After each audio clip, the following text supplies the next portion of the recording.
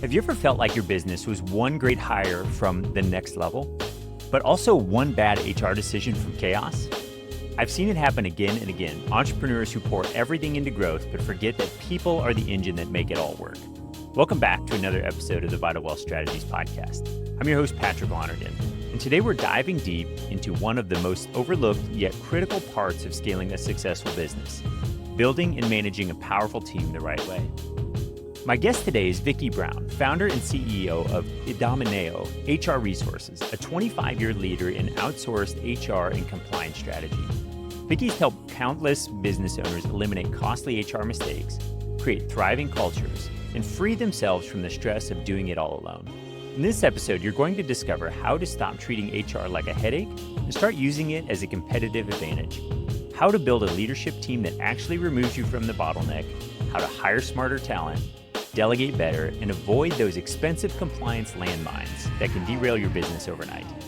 By the end of this conversation, you'll know exactly how to turn HR from a risk into a revenue multiplier and have a clear vision for growing a business that runs smoothly, even when you're not in the room. And hey, if you're serious about creating that kind of business, one that's optimized, tax efficient, and built to scale, make sure you visit vitalstrategies.com/tax. That's where we help entrepreneurs like you build out personalized strategies that save thousands in taxes while strengthening your business foundation. Again, that's vitalstrategies.com/tax. If this episode brings you value, take a quick moment afterward to leave a review and share what you learned. It helps us reach more entrepreneurs who are ready to grow with purpose. All right, let's jump in with Vicky Brown and uncover the strategies behind building a thriving, compliant, and empowered team. I'm excited about our conversation today. We've got Vicky Brown from Idomeneo HR Resources, and I don't know if there's anything more important than building a fabulous team if we really want to grow and scale our business. So, Vicky, thank you so much for joining us here today. Oh, thank you so much for having me. I'm really excited about our conversation. Yeah, I think this is going to be wonderful because I don't know. We think about systems and processes and financing and all those other things, and they're all amazing and great. But at the end of the day, we need great people to really take our business to the next level. And if that were easy, everybody would have these amazing businesses, but it's not. And so I'm really looking forward to this conversation because I think about the challenges that are out there and, hiring mistakes, payroll headaches, compliance issues, we'll call it HR landmines, can just derail a business and growth, and they can be expensive. And then I also think about the entrepreneur just being frustrated, overwhelmed. They're so busy trying to grow the business and then slowing down and hiring and sort of managing the team, I think is just creates uncertainty about how to handle HR without all these costly mistakes. And then, I don't know, running a business shouldn't mean navigating HR blindfolded, right? Leaders deserve simple, reliable guidance so they can be able to focus on growth. And so I'm looking forward to resolving some of these problems. I don't think we'll get them all done today, but hopefully we tackle a lot of them. So thank you so much for joining us. Absolutely. Absolutely. And I'm with you. I mean, kind of going blindly into a discipline that you don't deal with all day, every day. I think of it, for me, it's like accounting. That's a necessary evil in my business. I've got to do it. I need to understand the numbers. I need to know what a P&L looks like, but I am not the expert in that. And so I try to get someone who is and let them guide me.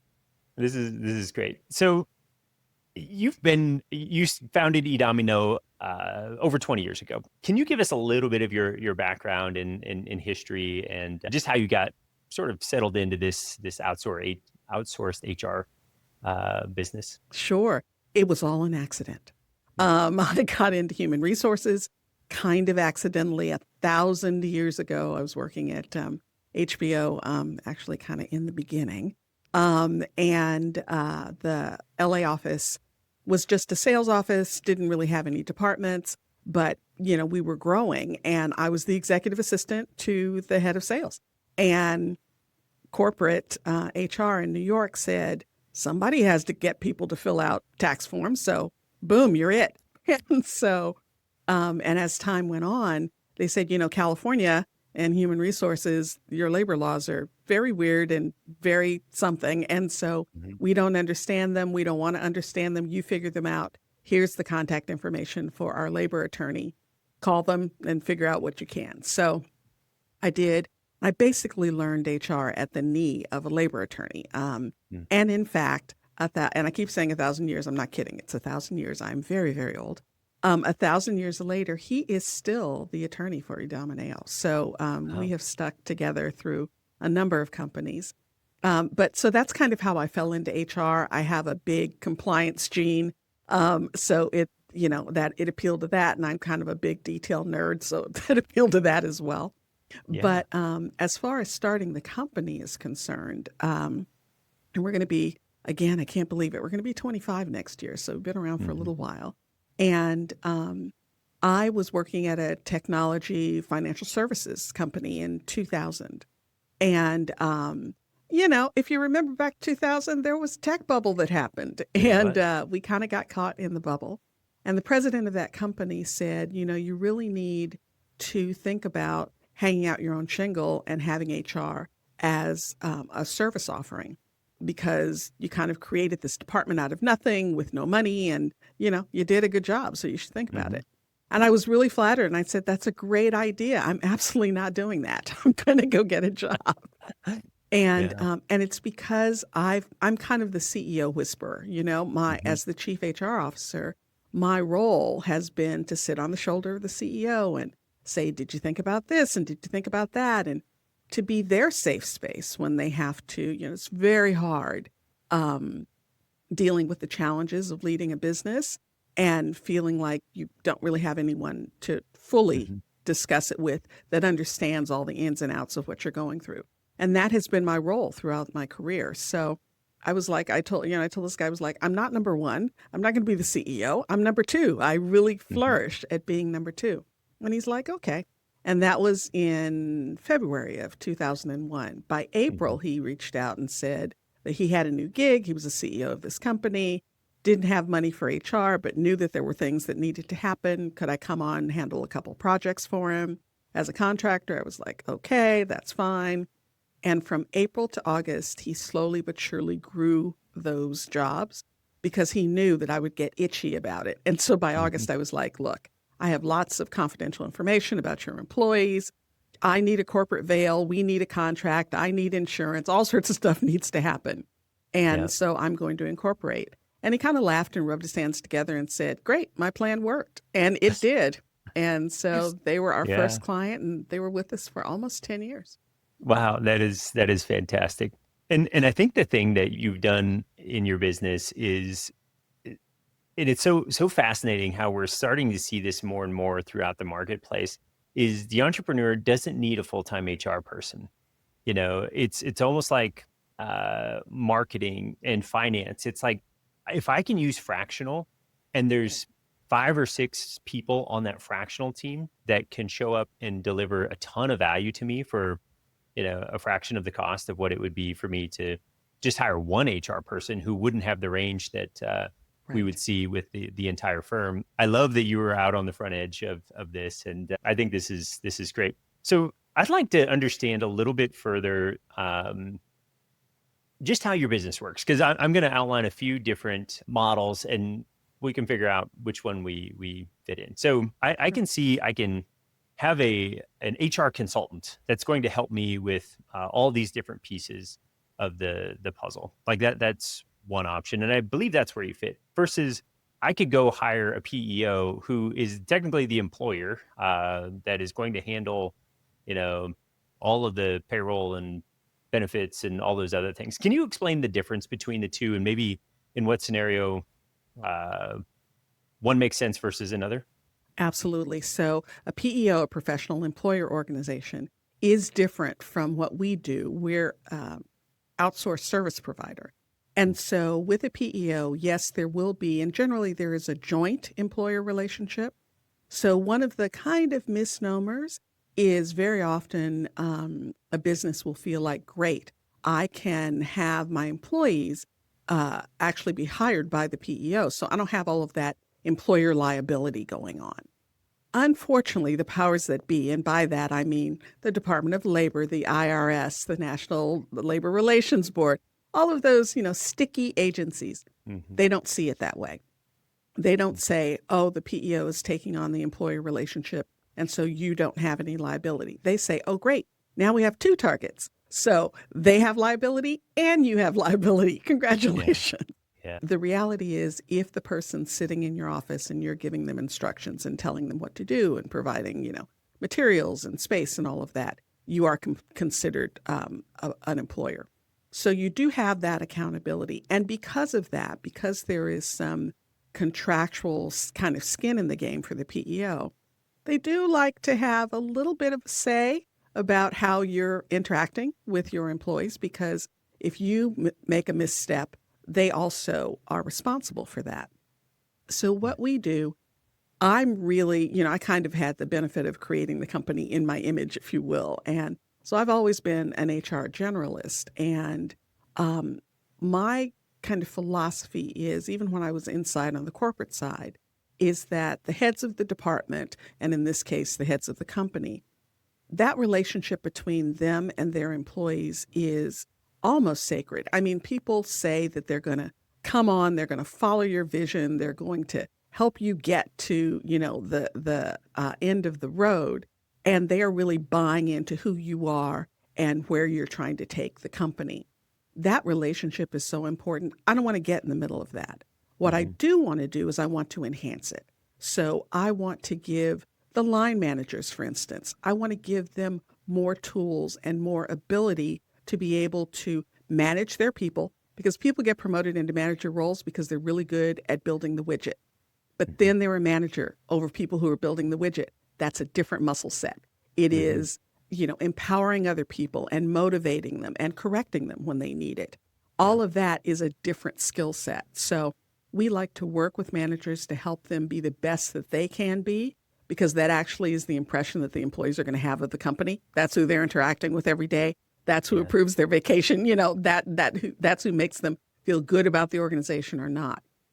And then we do a lot around supporting the business owner, because again, I go back to kind of the accounting example. I have a lot of business experience. I've been very fortunate to be at the top or very close to the top of the majority of the companies that I've worked with on the corporate side. But when I started my business, it's like, what are you talking about? I have to sell. What are you talking about? Marketing? What are you talking about? Accounting? What are you talking about? Facilities and technology? And, all of those were not my discipline. So as business leaders, you have to keep your eye on the ball, make sure that you're growing the organization and you're fulfilling the vision that you have. There are all these other pieces that are critically important. And so I say, get experts to support you. That is the way to go. And learn as much as you can, but really don't try to be a jack of all trades. It's not gonna, serve you. So that's why on the HR side, we do a lot of consulting with the business owner. I get to sit on their shoulder and be their safe space. Yeah. So Yeah, this is wonderful, and I'm a part of a strategic coach, and there's a saying, "Who, not how," right? I don't need to, as a business owner, I need to stay in my lane as far as my unique ability goes, do the things that I'm best at, and then I need to bring who's into my life that right. can do the rest of it really, really well. Because I'm probably sharp enough as an entrepreneur. We figured out how to get to this point in our business that we can figure it out, but it's not the highest and best use of our time.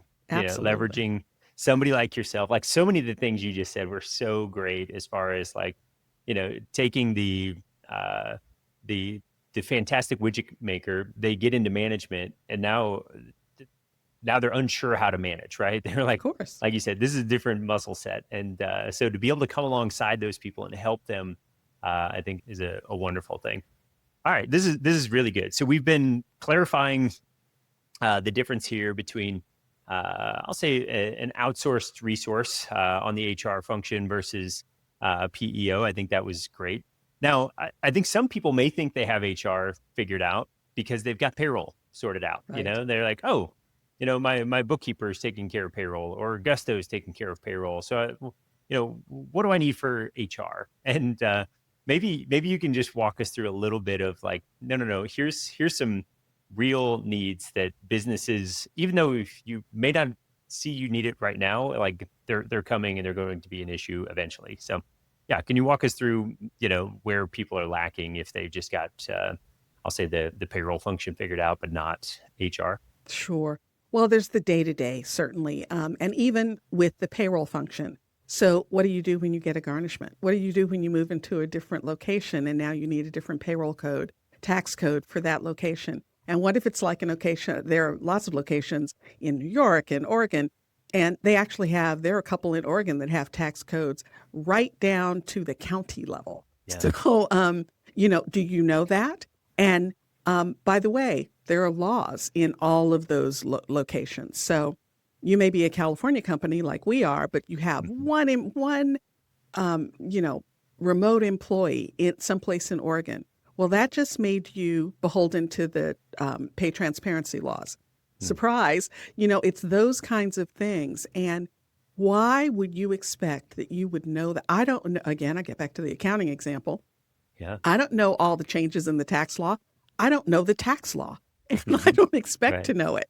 And so, as changes happen that may impact me, that's what I rely on the professionals around me to raise their hand and say, this thing is happening. This is how it's going to impact your organization. These are some options that we see for you. By the way, we work with lots of companies that are dealing with the same thing, and this is what we see in the marketplace. Let's Hmm. talk about which direction you want to go. And then we'll come behind you, on the HR side with our little HR broom and sweep up all the extra pieces. So you decide you're going to handle sick leave that way. We'll write Hmm. the policy, we'll roll it out to everybody, we'll get all the signatures, we'll hang on to the file. We'll do all of those things. So, Hmm. you know, payroll is not just payroll. And then you have benefits, and then you have audits, and then you have someone's pregnant and they're going out on leave. What does that mean? If you're in California, there are four different leave, easily four different leave policies that Hmm. are regulations that would come into play if someone's going out on leave. New York just put in a prenatal leave policy. So people get time to go and take care of prenatal visits and things like that. Why would you as a business owner expect that you would know that? Yeah. It's my job to know that. Yeah. So that's just the day to day Hmm. regulatory stuff. But aside from that, we're dealing with human beings. So what do you do when someone is having a challenge, or your high performer all of a sudden isn't performing any longer? Or someone comes to you and says, I got a better offer down the street. How are you going to handle that? Or you find out that you think maybe some of your confidential information is leaking out the door. Hmm. How are you going to deal with that? So all of those issues all come under human, because they're all human issues. They all come under Yeah. human resources. And then these days, AI, I'm a big proponent of AI, I will be honest. But I'm also a big proponent of human in the loop. So if Hmm. you are thinking about using AI to make things more effective and more efficient and to broaden the services that you can provide to your clients or the products that you can provide to your clients, how do you do that and keep your team, particularly your high performing team members, keep them happy and keep them not terrified? Hmm. All of that comes under human resources. So sometimes, many times, you're going to need someone to talk to who understands how to have those conversations and can help you with the languaging and the approach and your thought process. Hmm. Vicky, I feel like you've been reading my mail, and we might have to set up a time to talk. But here's why: we had an employee in Pennsylvania, Mhm. and Pennsylvania has what you were talking about. With there's state regulations, there's county, and even city if you're not careful. And it's like I was logging into websites that were created in probably the early 2000s, trying to figure out how to navigate this, and it was like this never again. Mhm. I'm not gonna say we're not gonna hire somebody from Pennsylvania again, but the brain damage that it took was tremendous. And then we've got team members all over the United States. Our whole team is virtual, so it's that's where I'm like, we might have some gaps somewhere that I'm just unaware of Of until course. it pops up and becomes a problem, and then I'm a firm believer in a ounce of prevention over a pound of cure. So we should we should set up a time to talk about this. Absolutely. Well, and people feel like, well, now with AI, I can just go ahead and put in the question and say, I'm going to have employee at, in Des Moines. And what do I need to do?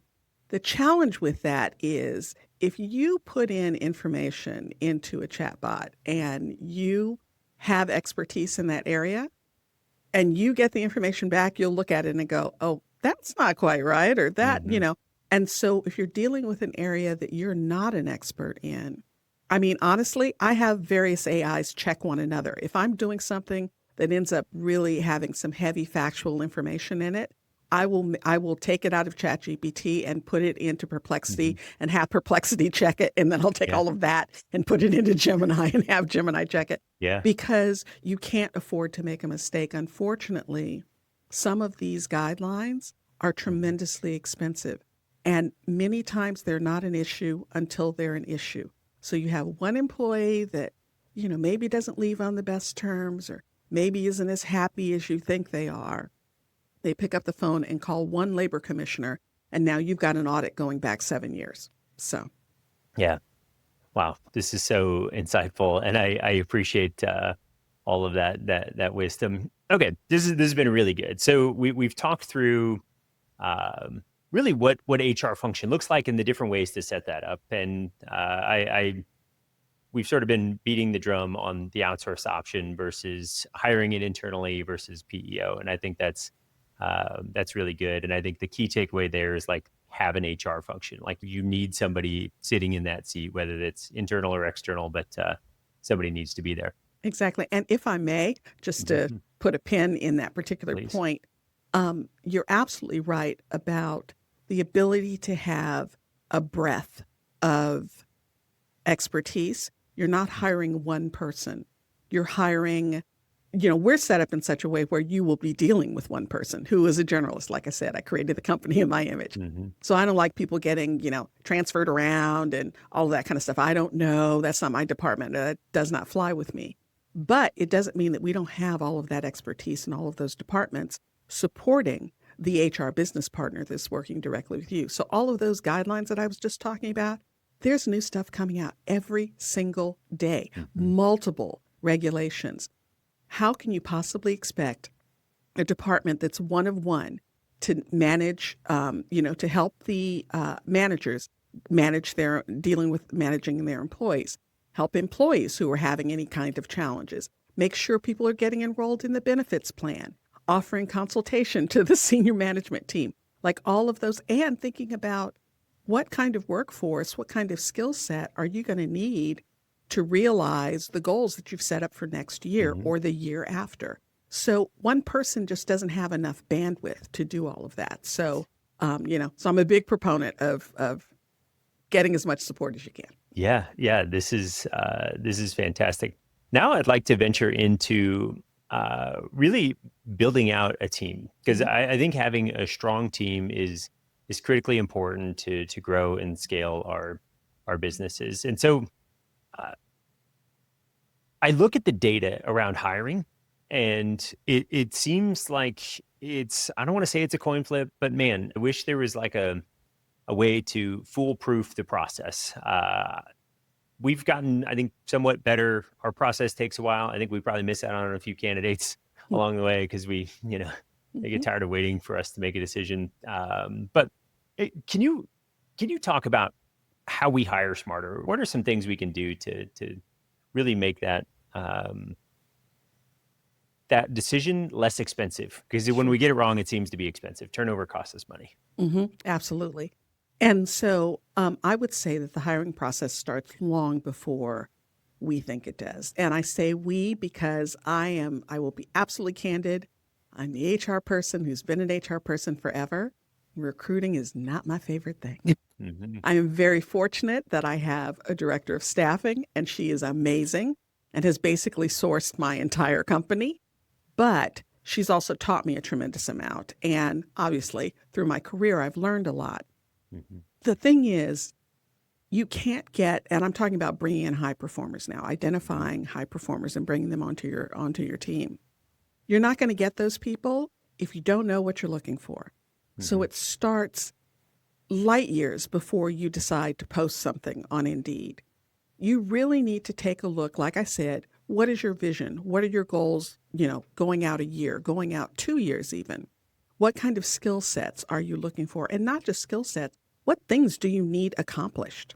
Mm-hmm. What kind of person do you want to be on your team? Figure those things out. And I'm not just talking about a job description. I'm talking about what makes a success factor for you. Someone who's proactive and really independent and likes to just, go out there and problem solve, or someone who's really into SOPs and they just really want to know how do you want it done. And I'm just going to follow exactly what that SOP says to the letter, no matter what. Different people work for different environments, Mm-hmm. or maybe you want a combination, or maybe you want someone, they don't need to be a quote unquote people person, but they need to really, really understand technology and detail, or maybe you need someone who has the ability to grow relationships and build relationships Mm-hmm. with their colleagues or with your clients. Maybe they're going to be in customer service or customer care, and you need them to be able to engage right away. So you have to figure out what you're looking for. What does the success factor look like for that job? Once you figure that out, you can certainly write a job description. I'm HR. I'm not going to tell you don't do a job description. But that is not your posting. Mm-hmm. Recruiting is a marketing exercise, and we need to understand that. We are going for the best and the brightest. We need to convince them that we're the best place for them to be. We're where they're going to grow. We're where they're going to have opportunity. We're where they're going to have fun. We're where they're going to be challenged. All of those things need to read in the posting that you do. So it's really an ad. It is Mm-hmm. not just you throw up the job description. And then I say, be a little unusual. Tell Mm-hmm. them what a successful day looks like. Throw up a video of the hiring manager saying, these are the kind of people that we love to work with, blah, blah, blah, blah, blah. Something that makes you stand out. Let your weird flag fly if you've got Yeah. one. I love that. And we talk a lot about not being beige. A beige Toyota Camry is a great car. I'm sure Mhm. it is. But nobody gets excited about that, right? Where it's like, be a, yellow Lamborghini or red Ferrari, Right. or a green Jeep. I don't care, but like be something that's a little bit unique so people can go, yes, I totally align with that, right? Exactly. And, because we've seen, um, our goal is to put people in a position to thrive when we're hiring. Like we just feel like if we take care of the person and allow them to really work and grow and develop, like that is great. And we Mhm. think there's sort of an appropriate amount of stress. Right. We're not working towards burnout. We're also like we're going to hustle. We're not going to be on the sloth side of Mhm. things. So all the growth happens at that right amount. But I've seen firms that are like it's just a grind, and there's sort of a motto like, if you leave before 10 o'clock p.m. on Saturday, don't even think about coming back on Sunday. And it's like, Right. what? We're working 7 days a week here, and so I think people will be attracted to one or the other. You just need to be very clear as to Right. who you are and the type of person you want to attract, and just be like not afraid to announce that to the world, because I think otherwise there's just more opportunity for mismatch. I want people to raise their hand and be like, I am excited about that opportunity. So Exactly. And no matter what side of the spectrum you're on, it's when expectations aren't met, that's when people are unhappy. So either the mhm, candidate's going to be unhappy or you're going to be unhappy because they don't meet your expectations because they couldn't self-select out. You weren't yeah, clear about what you were looking for. yeah, yeah. This is so good. And I'm thinking through, you're talking about vision, vision for the company. And I think about that on a few different levels. I've got a path for where we're going, and I start to see a bunch of these things tying together. And I'm thinking specifically about I'll call it financial forecasting and my team forecasting, right? Mhm. Like to grow our business to a certain point, I probably can't just take our current structure and add more to it. We're going to have leadership in there that um, we also think about ceiling, right? Sometimes our to grow to a $5 million company is different than a $25 million company. Right. And the team that got you to the 5 million may not be the team that gets you to the 25. or if they are, they may not be the team to get you to 100. And so I think there's thinking about forecasting our team along with our financials and go, okay, what does our team need to look like to match up to this sort of financial forecasting and vision we have for the future? I don't know if you have any thoughts or comments on that, but I've just been thinking about that lately, and it's like, man, there's a lot of truth to that. Like from our point of view, we just can't keep adding advisors and Right. hope that it all works out okay. We're going to have to add a level of leadership in there to make sure that our firm is able to handle, all of the growth and be able to train and develop people and all those things. So yes. Absolutely. I'm with you. And I think that as, we're a small firm, but even medium-sized firms, I think the business leaders wait too long to start thinking about leadership inside the organization. We're entrepreneurs. We're going to do it all ourselves. We are the leader. We got it. We don't need that support. It's not only important for your sanity as the leader of the organization to have leadership underneath you that you can also grow and groom and take some of the load off of you. But it's also important because it recognizes the talent of some of your highest performers and gives them a path. It is incredibly, I waited way too long to put a leadership team together. We did our L team about 3 years ago. Like I said, we're going to be 25 next year. So, I waited a long, long time. The growth that we've had in the last 3 years has been exponential over what we had before, because now I have professionals.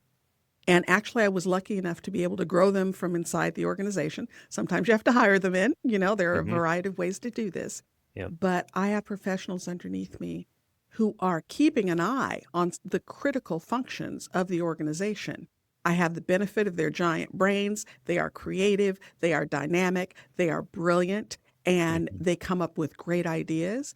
As we are setting the tone for what we want to do going forward, year 2, year 3, year 4, they're executing on those things. That opens me up to be able to, once again, look at the long view and look at where the entire organization is going.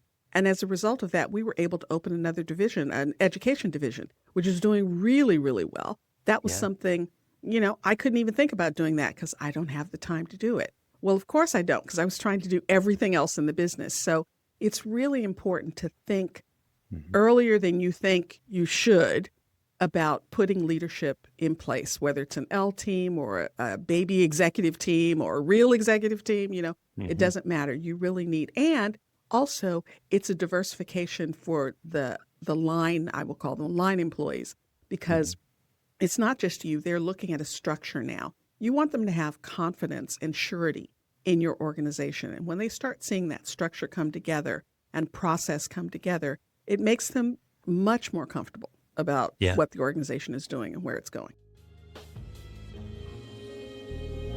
If today's episode got you thinking about how to build a smarter business, one that runs smoothly, stays compliant, and keeps more of what it earns, then it's time to take the next step. At vitalstrategies.com/tax, you'll find powerful tools and guidance to help you design a personalized tax strategy that works hand in hand with your business structure. Because saving on taxes isn't just about numbers. It's about creating the freedom to invest back into your team, your growth, and your future. So if you're ready to stop leaving money on the table and start building a business that's optimized for wealth, head over to vitalstrategies.com/tax. That's vitalstrategies.com/tax, where smart entrepreneurs go to minimize taxes, maximize cash flow, and build lasting wealth. Vicki, this is awesome, because when I think about my business and that leadership team, that's somewhat scary to me, because I've not built that team before. Is that something that you help people with? Is go, hey, here's your next hire that you need to make to be able to move forward in your business on the path that you're currently spelled out in your vision? Absolutely, absolutely. And one of the, I'll tell you kind of the secret sauce. One of the secrets is you start talking with the business owner about where are the bottlenecks in your organization. Where do things get stuck? Where are things not coming to fruition the way you think they should, or as quickly as you think they should, or with the level of quality that you think they should? Where is that? And for us, it was, I had 9 direct reports.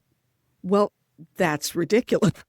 Mm-hmm. And they were all dealing with, 8 or 9 clients. So, I had the issues of 90 clients in my head. Well, okay. And I'm trying to figure out why I can't launch a training division. Well, Yeah. that's why.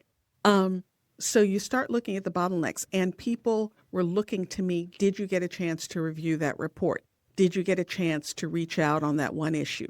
Did you get a chance to talk to the client about X, Y, and Z? Very often, 90% of the time, it's the business owner that's the bottleneck. Mm-hmm. So where are you causing congestion? That's where you need to start thinking about, is there another layer there that can provide the support to the individuals who are doing the job, to the line employees? Again, I'm going to call them line employees, Mm-hmm. but to the frontline employees. Yep. Is there a role there that can provide more support and more guidance for them? Because honestly, yes, I was overloaded. Yes, I was the bottleneck, and those were problems. But the reality is, the most important part is that my people are able to do their best work. And they Mm-hmm. weren't able to do their best work because I was in the way. I Yeah. wasn't giving them the tools and the attention that they needed. So it's really, if you want to keep a great team, again, you need to support them. Mm-hmm. Yeah, this is fantastic. And I think you're also touching on a key piece between growth and scale.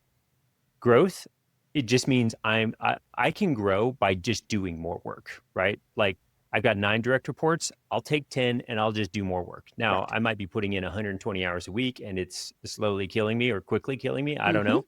But that's not a recipe for scale. A recipe for scale is we build a management level where now I've got 1 or 2, maybe 3 direct reports, and they're managing the 12, 15, 20 people underneath them.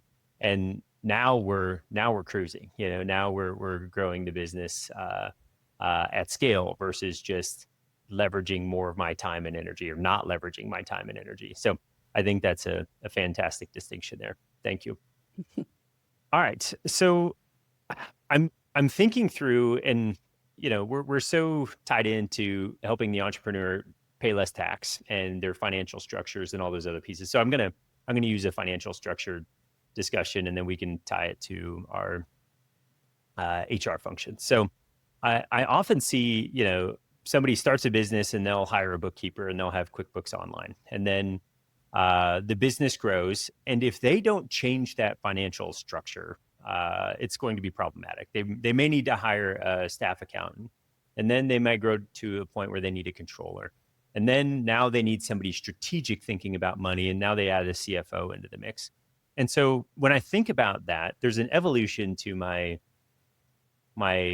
financial systems and processes. Mm-hmm. I assume the same is true with HR. When we think about everything from, like, how am I keeping track of who's doing what, how much they're getting paid, to yeah, can you talk us through, is there an evolution that I should be paying attention to on my operation side as my business continues to grow?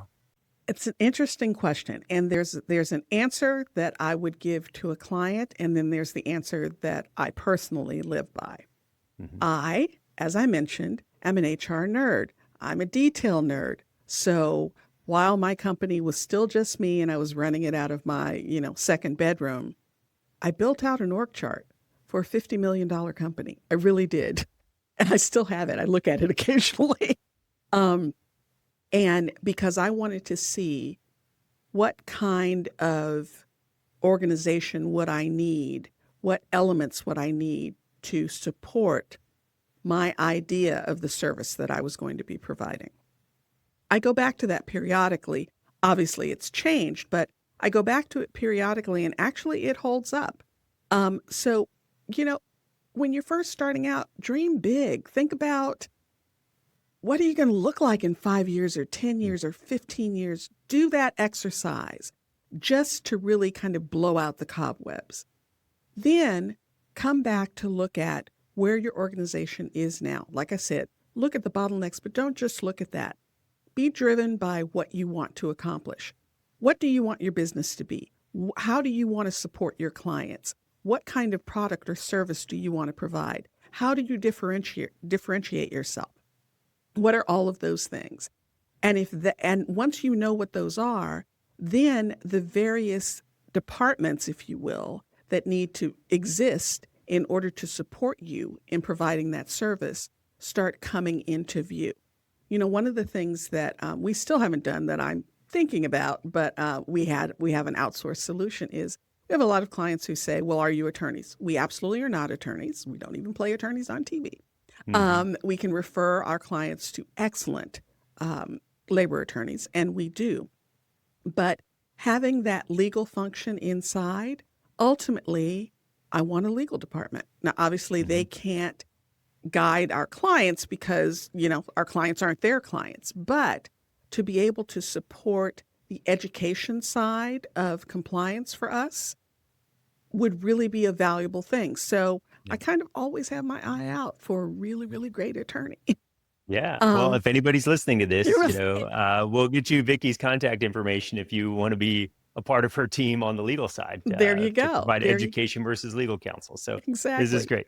All But right. I also knew that I wanted to, I'm an only child, so I behave like an only child. I want it all. I want to control everything. I'm also a Leo, so I have no chance. I want to control everything. And I knew that I wanted to control every element of the service that we were providing to our clients. So it certainly meant HR and consulting and compliance and all of that.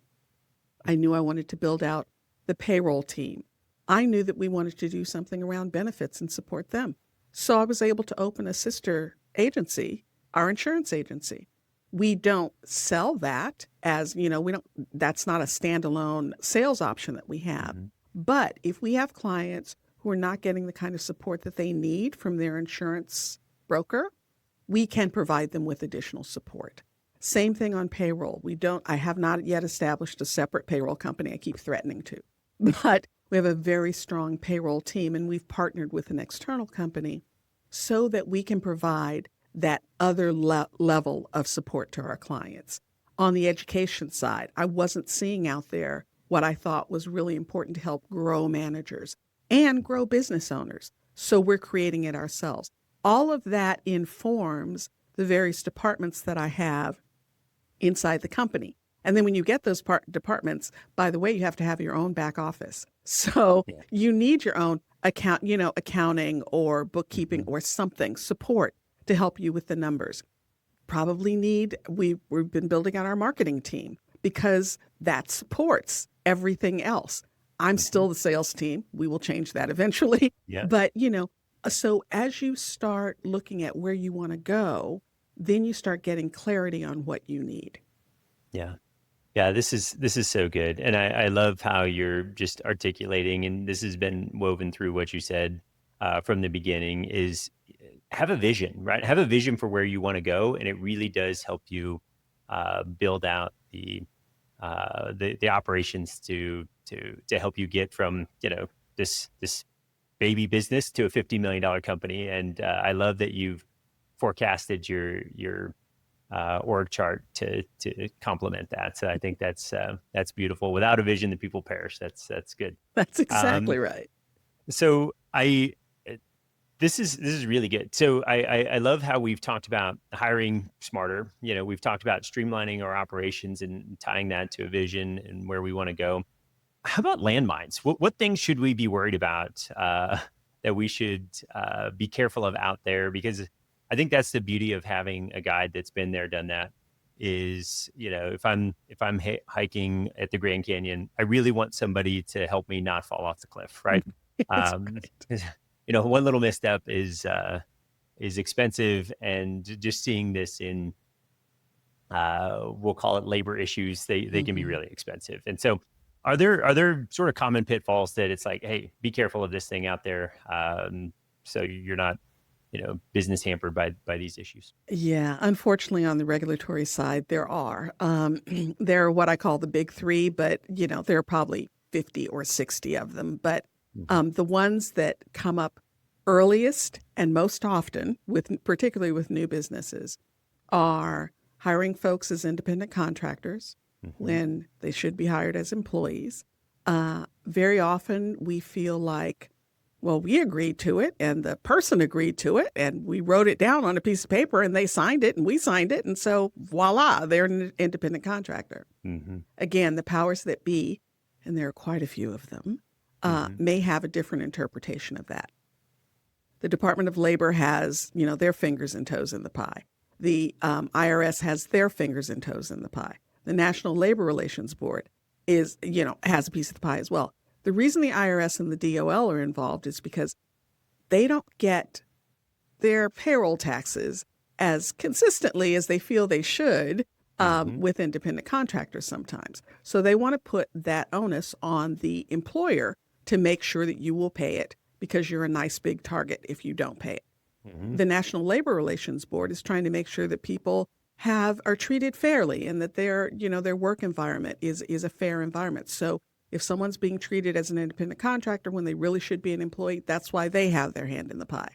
It doesn't stop there. States have, and by the way, all three of those instances have their own definition of independent contractor. They have their own tests for independent contractor. Then you get into whether or not the state has some guidelines around that. My state, California, what a surprise, we absolutely do. Sure.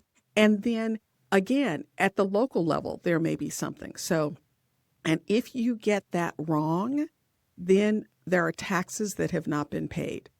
Our hearts all shrink a little bit when we hear those words because we know that that's a big problem. So that's one thing. The other thing is bringing in an employee. Okay, you've decided they're actually going to be an employer, what people call a W-2 employee, but you bring them in as an exempt employee versus a non-exempt employee. And that's HR doublespeak for exempt from overtime or not exempt from overtime. So that's why when you hear people say, oh, they're salaried or they're not salaried, that's actually not the definition. And that can be confusing for people because you might have someone who's eligible for overtime that you decide to pay a flat salary. As long as you're still paying them overtime when they work it, you might be okay with that. So sometimes people come to me and say, well, I have 3 salaried employees. And I always say, are they eligible for overtime? Because that's the distinction. So someone is exempt from overtime or non-exempt from overtime. And again, there are specific guidelines around that. And the employee doesn't get to sign those away and you don't get to decide. And if you get it wrong, then you're on the hook for unpaid overtime. And the fun part of that is it's what the employee says it is because you don't have any time card records because you thought they were exempt, so you weren't tracking that. So that's a big one. And then the third one I would say is not correctly handling onboarding or offboarding. And that's around documentation. I mean, there certainly is the human side of that, and we can help with that, conversations and all of that, leaving people with their dignity, et cetera, et cetera. But there are very specific documents that have to be provided, depending on where you are, upon new hire. And throughout, if you have a 401k plan, all sorts of documents have to be provided with that. Benefit plans, all sorts of documents have to be provided with that. So missing those things, or someone decides to go out on family medical leave, if you don't get the notices to them that they're supposed to receive in a timely manner, not only have you opened yourself up for penalties, but maybe all the time they were out didn't even count as FMLA, so you have to start counting all over again. Yeah. So there are some things that are kind of big ticket items, and those are the ones that come most immediately to mind. The contractor thing is really problematic because I see businesses get caught in this by accident all the time. You bring someone in as a contractor, their assignment is done, you tell them, okay, thank you very much. They go away. They don't know any better. They decide to apply for unemployment. They're just like, oh, okay, well, my assignment's done. I'm going to apply for unemployment. The unemployment agency says, oh, I don't see any record here of unemployment fees being paid for you. And they're like, well, I worked for Idomeneo. I don't understand. And so now they reach out to Idomeneo and they want to see my records on that employee. And I say, oh, they were an independent contractor. And now they want to know exactly what they did, how long they did it, what kind of instructions they have. And by the way, do you have anyone else? You know what? We just want to look at your records for 7 years. Yeah, that sounds terrible. And all because somebody just didn't know any better. Of course. And I think about the time and energy that's going to suck out of me as an owner. I want nothing to do with that. You are right. So this leads me to the next piece. I'm just thinking about the entrepreneur. Oftentimes delegation can be challenging because, we've sort of brought it to this certain point. We held on to a lot of things. We sort of drug it here. Can you talk through how to help an entrepreneur? Because I think about when you've got that strong leadership team in place that we talked about that you can help us execute on. Now I've got to be able to, let things go. And delegating effectively, I think, is challenging. Do you have any tips or best practices for how to do that? And we might have touched on it earlier, but I'll let you answer. Yeah, the first tip is delegation is not abdication. There are two different things. So you can't just take the project or the idea or the issue or whatever and say, here you go, run with it, let me know when you're done. You also can't hover. You can't be a helicopter leader and just be on them every 5 seconds. Be clear about your expectations. Be clear about the outcome that you're looking for. Make sure you've provided the tools, answered the questions, and then let them run with it for a while and do check-ins. Not every hour, not every day, but, depending on the project, maybe every week, maybe every couple of weeks to see how it's going, if there are any additional questions that are out there, or if they need any additional tools. I think what happens, and what I had to be really careful about and remind myself of. So I have this leadership team. They are fantastic. And my inclination was, oh, thank God. Okay, let's just let them run with everything. I have an obligation to them to grow them, just the same way I have an obligation to all the other employees on my team, to provide them with the tools that they need, the environment that they need, the opportunity that is right for them, and the guidance that they need to grow them. So the fastest way to get L team members to resign is just dump everything on their plate and, check out. So you need to stay engaged, but it's a delicate balance. It's a tango between being engaged and being a helicopter, a helicopter manager. So make sure and ask them what they need. These are smart individuals. What we forget is that as we're in the business world, we get the privilege of dealing with adults across the board. So treat them that way. They have a brain, they have experience, they have ideas. Ask the question. You don't have to figure everything out. You absolutely do not have to have all the answers. And the majority of the time, the best answers come from someone other than you. So use the benefit of those big brains that are out there and simply ask them the question. Here's the project we want to get accomplished. Here's what we need to do. I need to not work on this anymore. You are much better suited for it. It should be in your department anyway. What do you think you need? Or do you need to think about it for a day or two and come back to me and tell me what you think you need to support that project? How often do you want me to check in? Ask them the question. Yeah, this is great. And you highlighted, I think, a really key thing. We think about hiring great people and letting them run. I think about the best in the world. Name the field, right? Whether it's sports, entertainment, those are easy ones because they tend to have coaches, right? And so the very best still have people going, hey, I can see this thing you can't see. Here's a different way. And I think we need to remember that with our team. Like it's our job to coach and develop our team and give them feedback on some of these things that are really important. And you also touched on a couple things that I'm sort of going to bring back around. In the hiring process, we talked about systems and processes and making sure that we had a track for people to run on. And I think that's important with delegation. It's like, hey, go execute on this thing that we've developed, right? And then I think there's also a key piece that you mentioned. I did a poor job of this because as an entrepreneur, I would just figure things out, right? Like you just gave me a rough idea of the outcome and I'd be like, ta-da, here's the thing that I made. Well, most people can't deal with that, right? They need, a very clear, measurable outcome with a deadline. Right. And then, like you said, checking in on progress on that, saying, hey, here's this thing. It needs to be done by the end of the quarter. Let's check in a couple of weeks and see how everything's going, see what questions you have. If anything pops up between now and then, let me know. And you're giving people room to run, but it's also still if they're off track, it's good to Right. catch it early versus, at the end of the quarter, you're like, what is this? This is Right. nowhere close to what I was expecting. So I think that's brilliant. And then I think the final piece is just staying proactive. Now we sort of built a great team, and now we're thinking about the direction we want to go and making sure that we're conducting our, I'll say, regular HR checkups to stay ahead of problems and just be able to unlock all of that future growth that this great team that we've got is able to unlock for us. So, Vicki, this has been incredible. We've had a lot to talk about. Anything else we should be touching on before we move to the next piece of our conversation? The only other thing I'd say about delegation, and this was a surprise for me, is there will come a moment if you have built this L team and you're delegating and they're supporting you in the way that they should be. There will come a moment where you will go, what's my job again? Because you've been running at 100 miles an hour, like with octopus arms, having your tentacles involved in everything, on top of everything, part of every conversation, making decisions about everything that's happening. It will be a forced stop for you.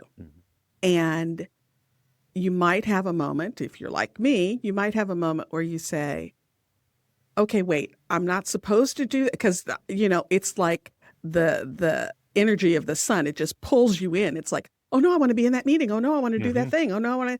And you really have to force yourself to step back. When you do that, you can feel that loss a little bit, because there is something, particularly for entrepreneurs, there's something about just being engaged all the time and running at 100 miles an hour. We just love it. Yeah. The reality is, let yourself torque down and then let yourself breathe. Give yourself a moment to breathe and let your creativity come back. Because when you're running at 1,000 miles an hour, you are not nearly as creative as you could be. And that's what your company needs from you. It needs your, say it again, vision and your creativity and your ability to project out into the future of what you want this beautiful organization to continue to grow into. Yeah. And so you have to give yourself the space and the time to let that muscle kind of reset. Yeah. And we see that over and over again with our entrepreneurs. They'll get away for a week and it's like the thinking and the creativity comes back. And there's also a really, really good book called Rest, and it talks about the greatest thinkers. And they only work for about 2 or 3 hours a day. And then they spend a lot of time on walks, doing hobbies, and their subconscious was now working in the background, and they were having all of these creative, unique ideas because they weren't so busy. And so I think creating some margin there, especially for the leader that's in charge of vision and where the business is going, is critical. Vicki, what you've created with Idomeneo is amazing. I just think about how to unlock the potential of a business. And I think it starts with great people, and it starts with managing all the processes around those people as well. And so I think this has been wonderful. I will have links to your website in the show notes, but you've also created a resource for us, which I think is awesome. VickyBrownHR.com. Again, we'll have a link to this in the show notes, /podcast gift. You've got a HR workflow guide available to us that I think is a great place to start to be able to connect with you and your team and just get more of this, continue this conversation that we've had today. I feel like, we could have talked for another, hour or two on this topic, because there's so much about building a great team that I feel like we're just scratching the surface on. So I do appreciate that. Is there anything else as far as where you want people to go to connect with you, or is that really the best place? I think that's the best place. We have various other, links on that page. So you can find our website, and you don't have to spell Idomeneo. And so you can find our website and various other resources that we have. So looking forward to being as supportive as we can. Yeah, this really has been wonderful. When I think about the stakes that we have here, without a clear HR strategy, entrepreneurs risk everything from costly lawsuits, turnover, inefficiency, lost time, right? If I'm just sucked into everything as a business owner and I'm not building a team that allows us to scale, I'm just going to be working harder. And so I think about, what happens with your guidance and Idomeneo being involved. Entrepreneurs unlock smooth HR systems. We've got empowered teams, and I can now work with confidence that my business is running efficiently and effectively without some hidden landmine that's going to pop up from an HR side of things and cause me all sorts of hassle. So I do appreciate everything you've built. I think this is fantastic, and this is I think something that more people need to check out, because we tend to just do payroll and then maybe create a handbook. But man, I feel like there's so many gaps that people are sort of operating with out there that just cause way more trouble than it's worth. Ounce of prevention is worth more than a pound of cure. So this has been wonderful. Any final thoughts before we wrap up? Other than this has just been great fun. I've really enjoyed this conversation, Patrick. It's been wonderful. And thank you so much for the invitation. Yes, you're welcome. It's been wonderful having you. You're clearly an expert in your field. So thank you. Thanks so much for tuning into this episode of the Vital Wealth Strategies podcast. I hope you found a ton of value in today's conversation and that it sparked some new ideas for building a stronger, more sustainable business. If you did, take a moment to share this episode with another entrepreneur who could benefit from it. Someone who's ready to take their team, their business, and their life to the next level. And while you're at it, please leave a quick review wherever you're listening. It helps us reach even more business owners who are ready to grow with purpose. And remember, you're a vital entrepreneur. You're vital because you're the backbone of our economy, creating opportunities, driving growth, and making an impact. You're vital to your family, building abundance in every area of life. And you're vital to me because you're committed to growing your wealth, leading with purpose, and creating something truly great. Thank you for being a part of this incredible community of vital entrepreneurs. I appreciate you. I can't wait to have you back here next week on the Vital Wealth Strategies podcast, where we help entrepreneurs minimize their taxes, master wealth, and optimize their lives. And if you're ready to take the next step and start building your own tax strategy, visit vitalstrategies.com/tax. You'll find resources, insights, and strategies to help keep more of what you earn and put it to work for your future. Again, that's vitalstrategies.com/tax. Until next time, keep leading, keep growing, and keep building something vital.